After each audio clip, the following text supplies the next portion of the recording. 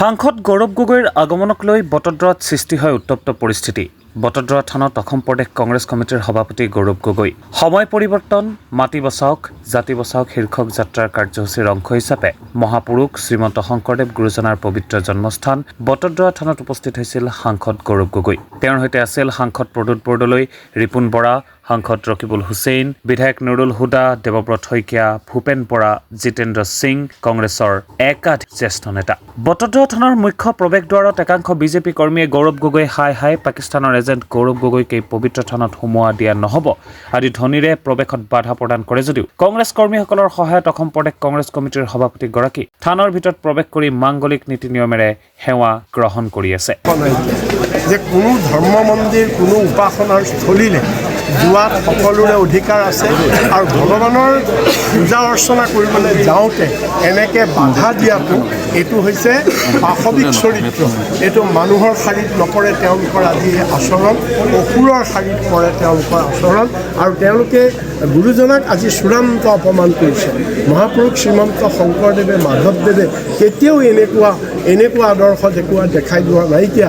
তেখেতসকলে নিজেই কৈছিল কুকুৰৰ শৃগালৰ গৰ্দভৰ আত্মা ৰাম জানিয়া সবাকো কৰিয়া প্ৰণাম। সেই আৰু যি শংকৰদেৱে নামঘৰ বনাইছিল, নামঘৰ বনাওঁতে তেওঁ সকলোকে লৈ নামঘৰ বনাইছিল। এই বটদ্ৰৱা সত্ৰ বনাওঁতে সকলোকে লৈ শংকৰদেৱে বনাইছিল। গতিকে আজি তেখেতসকলে যিটো আচৰণ কৰিলে এই আচৰণে মহাপুৰুষ শংকৰদেৱৰ আদৰ্শ তেখেতসকলে বিজেপিয়ে ভৰিৰে মোহাৰি কুঠাৰাঘাত কৰিছে। এইটো এটা অক্ষমনীয় অপৰাধ। আজি অসমীয়া জাতিৰ কাৰণে এইটো এটা অক্ষমনীয় অপৰাধ আৰু অসমৰ ৰাইজে কেতিয়াও এনেকুৱা আসুৰিক চৰিত্ৰত আসুৰিক ব্যৱহাৰক অসমৰ ৰাইজে কেতিয়াও সমৰ্থন নকৰে। আমি ধিক্কাৰ দিছোঁ। নিশ্চয়কৈ আছিলে ৰিপুণ বৰা জ্যেষ্ঠ কংগ্ৰেছ নেতা আৰু তেওঁলোকে আচলতে গুৰুজনাৰ মূল আদৰ্শ সেই আদৰ্শকে তেওঁলোকে কুঠাৰাঘাত কৰিছে আৰু আদৰ্শক ধ্বংস কৰিবৰ কাৰণে বিজেপিয়ে উঠি পৰি লাগিছে। গুৰুজনা বিজেপিৰ কেতিয়াও পৈতৃক সম্পত্তি হ'ব নোৱাৰে। অসমবাসীয়ে তেওঁলোকক কেতিয়াও এইটো ক্ষমা নকৰে।